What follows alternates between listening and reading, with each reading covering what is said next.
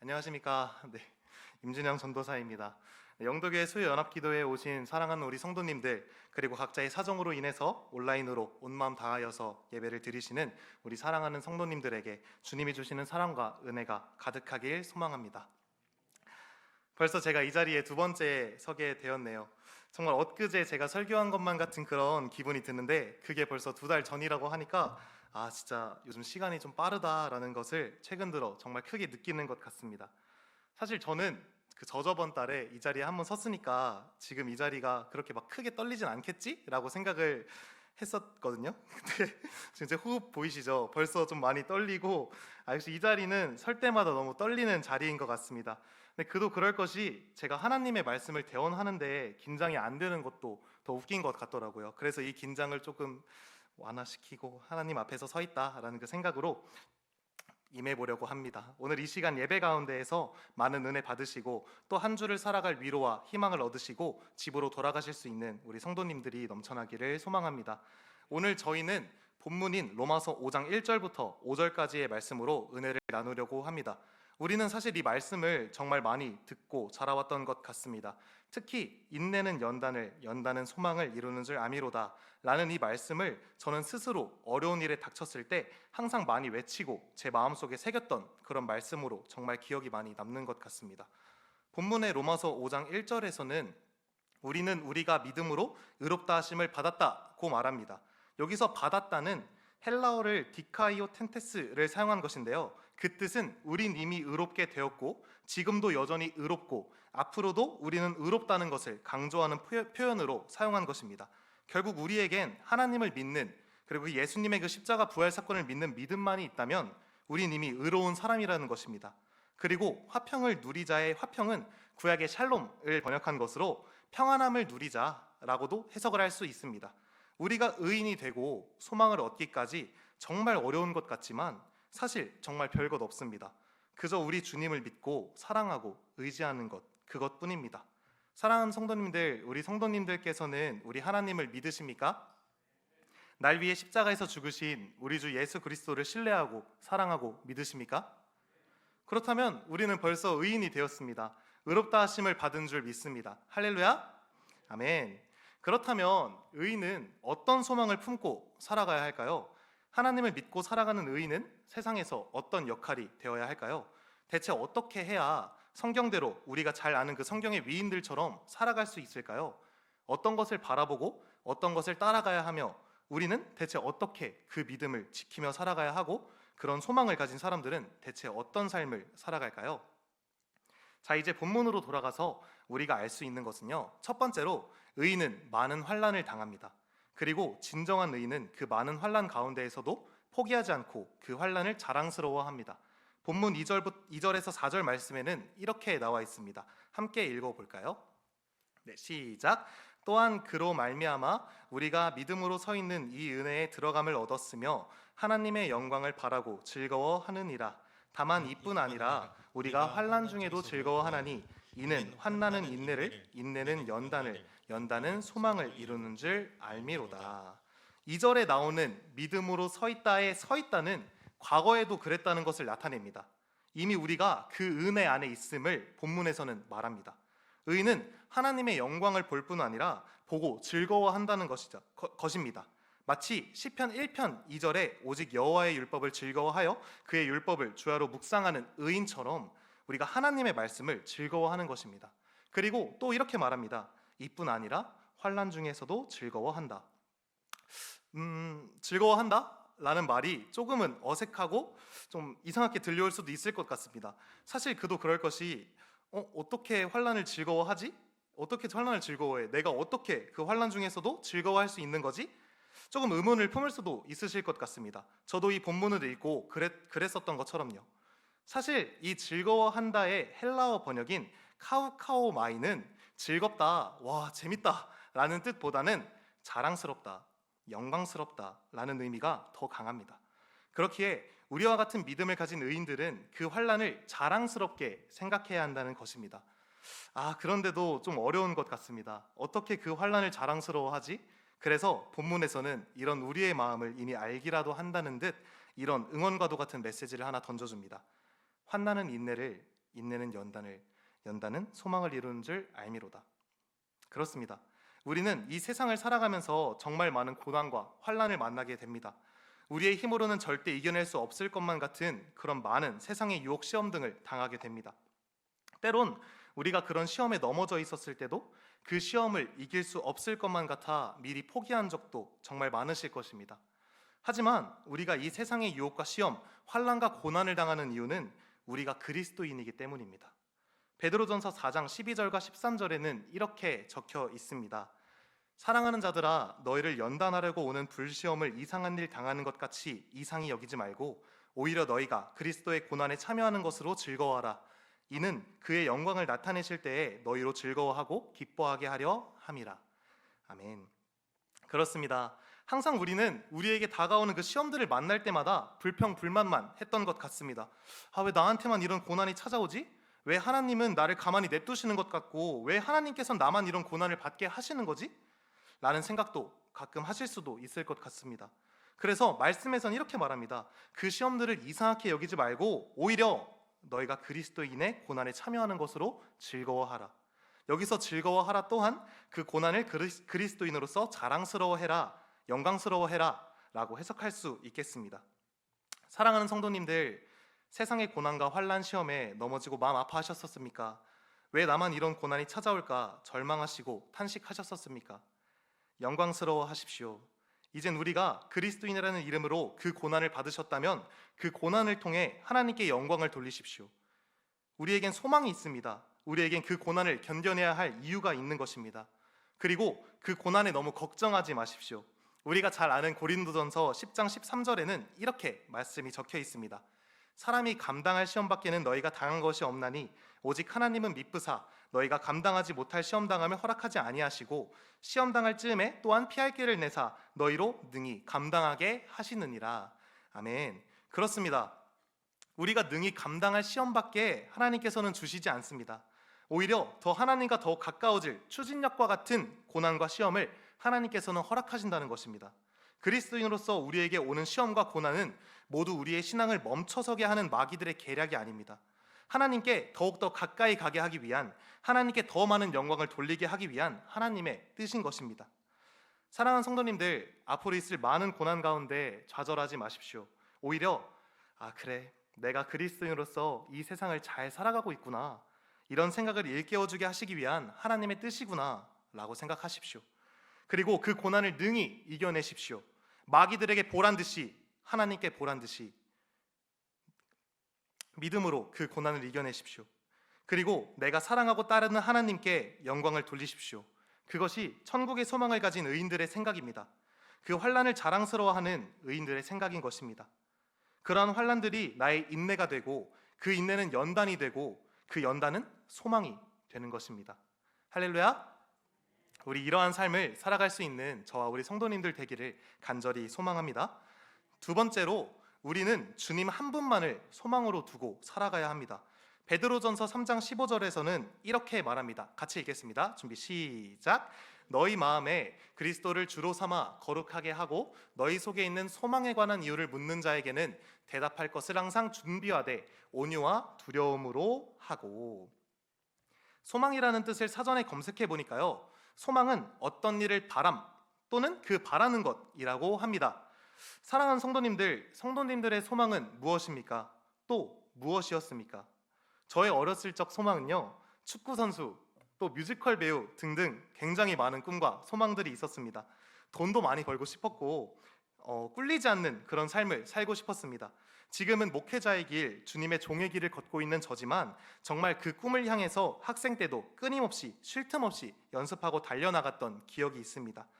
저는 고등학교 1학년 17살인 6년 전에 처음 예수님을 만났습니다.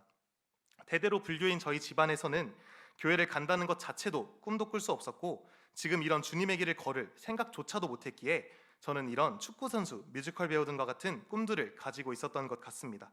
그리고 주님의 완벽한 타이밍과 계획으로 제가 예수님을 만났기에 예수님께서 저를 주님의 종의 길로 부르셨기에 저는 그 부르심에 순종하고 이 길을 걷고 있고 지금 이 자리에서도 하나님의 말씀을 대언하는 대언자로 제가 설 수 있는 것 같습니다. 네, 하나님께 모든 영광 올려드립니다. 아멘. 네, 성도님들께서도 저와 같은 환경을 가지셨을 수도 또는 태어나셨을 때부터 하나님의 가정이었을 수도 있었겠습니다.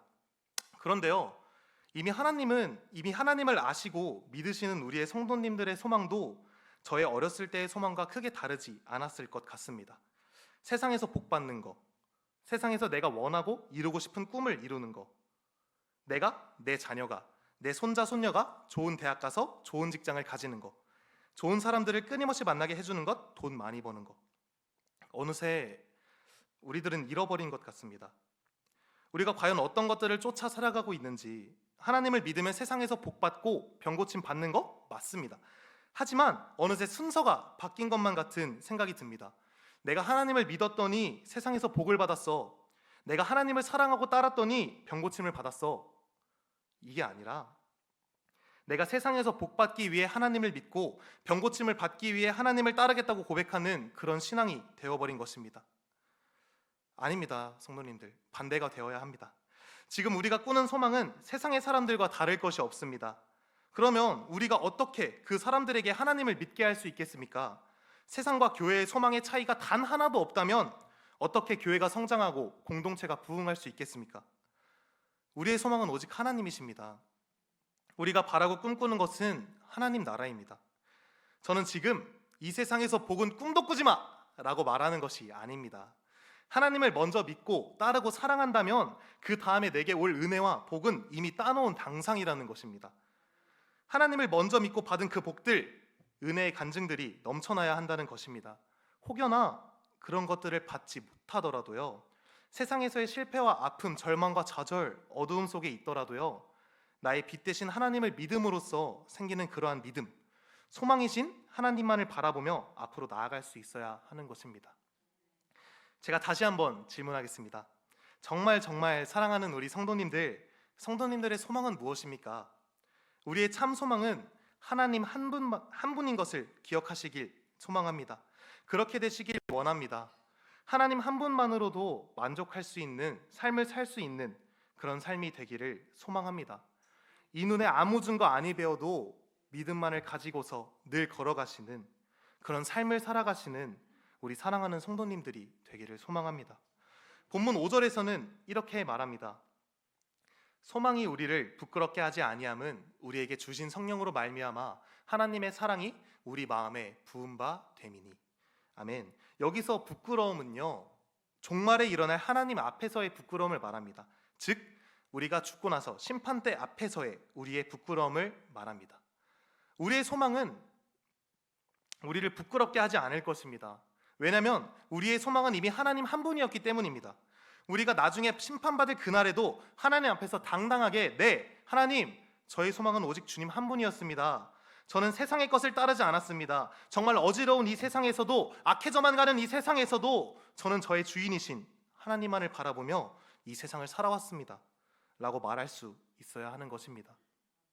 사랑하는 성도님들, 우리의 소망이 우리를 부끄럽지 않게 하는 그런 삶을 살아갈 수 있는 저와 성도님들 되기를 간절히 소망합니다. 마지막 세 번째로, 우리는 하나님이라는 소망을 먼저 받았기에 그 소망을 세상에 전하는 자들이 되어야 합니다. 우리와 같은 의인은 그 소망과 사랑을 혼자 품고 살아가는 것이 아닙니다. 그 소망을 이 세상 가운데 전해야 합니다. 그 사랑을 이제는 우리가 혼자서만 가지는 것이 아니라 이 세상의 소망을, 천국의 소망을 의인으로서 역할을 톡톡히 해내야 하는 것입니다. 이것은 성경에서의 가르침입니다. 우리의 마지막 사명은 결국 예수님을, 그 좋은 소식을 전하는 것에 있습니다. 내가 만난 예수님, 내가 사랑하는 하나님, 내가 믿고 따르는 그 주님을 전해야 하는 것입니다. 그렇기에 우리는 우리의 소망을 제대로 가지고 있어야 합니다. 우리가 세상에서 우리의 소망을 전할 때 세상 사람들과 같은 소망을 가지고 있다면, 그들과 똑같이 세상에서의 성공과 유익을 바라는 그러한 소망을 가지고 있다면 그들은 그리스도인이라는 이름을 갖고 싶지도, 결코 가지려 하지도 않을 것입니다. 우리가 하나님을 믿었을 때의 그 뭔가 다른 그 기쁨과 천국의 소망, 그리스도인과 하나님을 모르는 자들의 그 소망의 차이, 우리는 그것들을 세상에 전해야 하는 것입니다. 이 몸의 소망은 무엇입니까? 오직 우리 주 예수뿐입니다. 시편에서의 다윗도 주여 이제 내가 무엇을 바라리요 나의 소망은 주께 있나이다 라고 고백합니다. 그렇습니다. 우리의 소망은 주님께 있습니다. 우리의 소망은 오직 주님께 있습니다. 때론 우리가 세상의 다른 것들을 따라가고 세상의 것들을 우리의 소망으로 둘 때도 있었겠지만 결국 우리의 참 소망은 주님 한 분임을 기억합니다. 우리 주님을 소망으로 두고 그 소망을 세상 가운데 전할 수 있는 저와 우리 성도님들 되기를 소망합니다. 결론을 맺겠습니다. 제가 사진을 하나 보여드릴 텐데 곤충 사진입니다. 혹시 곤충을 징그러워하시는 분들에게는 제가 양해의 말씀을 구하겠다고 말하려고 했는데 지금 이미 있네요. 반주 부탁드리고요. 우리가 너무 잘 알고 때론 무서워하는 이 벌은 많은 생물학자들, 그러니까 곤충을 연구하는 사람들에게 정말 미스테리하다고 합니다. 저 벌의 작은 날개는요, 그 벌의 몸무게를 절대 날아오르게 하지 못할 정도로 작다는 것입니다. 근데 우리가 아는 벌은 그렇지 않지 않습니까? 정말 빠르게 슝슝 잘 날아다니지 않습니까? 그렇다면 벌은 어떻게 저 작은 날개로 빨리 날아다닐 수 있는 걸까요? 벌이 날 수 있는 이유는 날아야 하는 이유가 있기 때문입니다. 날아야만 나의 꿀들을 지켜낼 수 있고, 날아야만 높이 있는 꽃에도 다가갈 수 있고, 날아야만 나의 삶을 지켜낼 수 있기 때문입니다. 우리도 마찬가지여야 합니다. 사랑하는 성도님들에게는 하나님이라는 소망을 가져야 할 이유가 있으십니까? 우리의 기도에, 우리의 찬양에 응답받아야 할 이유가 있으십니까? 결국 우리가 바라는 것은 하나님 나라가 아닙니까? 꼭 날개가 있어야만 날 수 있나요? 그렇다면 저 벌은 어떻게 하늘을 날 수 있습니까? 우리에게도 보이지 않는 날개가 이미 있습니다. 우리는 그 날개로 주와 함께 날아올라야 하는 것입니다. 믿음으로 날아올라야 합니다. 우리는 그 천국이라는 것을 바라보며 이 세상에서 모든 시험과 환난, 고난, 어려움, 실패들을 이겨내야 합니다. 그러한 것들을 이겨내야 할 이유가 있는 것입니다. 그것들을 이겨내야 할 이유가 없다면 우리는 그것들을 향해 맞서 싸울 필요가 없습니다. 질 때 지고 이길 때 이기고 알아서 살아가면 되는 것 아닙니까? 하지만 우리에겐 이유가 있지 않습니까? 우리에겐 소망이 있지 않습니까? 우리의 본향, 영원한 우리 집, 하나님 나라, 천국을 가기 위함이 아닙니까? 사랑하는 성도님들, 우리에겐 기도를 해야 할 이유, 하나님을 찬양해야 할 이유, 예배의 자리를 지켜내야 할 이유가 있습니다. 의인이라는 이름, 그리스도인이라는 그 이름을 가지고 살아가야 할 이유, 그런 이름을 가졌을 때 생기는 책임감들을 견뎌내야 할 이유도 있습니다. 이 세상은 정말 나를 넘어뜨리기만 하고 믿어도 하나 되는 것 없어 보여도 나의 뜻대로 이 세상을 살아가지 못해도 선천적인 제약, 후천적인 제약, 그 어떠한 제약과 제한이 있더라도 그 더러운 마귀들의 그 속삭임에 넘어질 때라도 그 마귀들의 할 수 없다는 말, 이젠 일어나지 말라는 말, 너는 해낼 수 없을 것이라는 말, 이젠 다 그만두고 너도 너 하고 싶은 거 찾아서 하나님 떠나서 나가!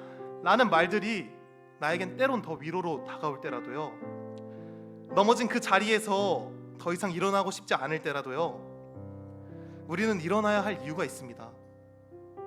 대저 의인은 7번 넘어질지라도 8번 일어났느니라 라고 잠언엔 기록되어 있습니다. 사랑하는 성도님들, 우리는 의인입니다. 우리는 하나님을 소망으로 둔 자들입니다. 우리가 우리의 믿음으로 이미 의롭다함을 받았기에 전에도 지금도 앞으로도 영원히 평생토록 우리는 오직 믿음으로만 사는 의인입니다. 그렇기에 우리는 아무리 넘어져도 다시 일어나야만 합니다.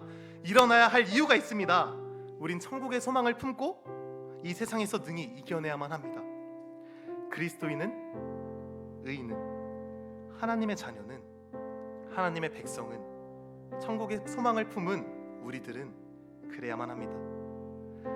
우리 꼭 이런 다짐할 수 있는 저와 사랑하는 우리 성도님들 되기를 간절히 소망합니다.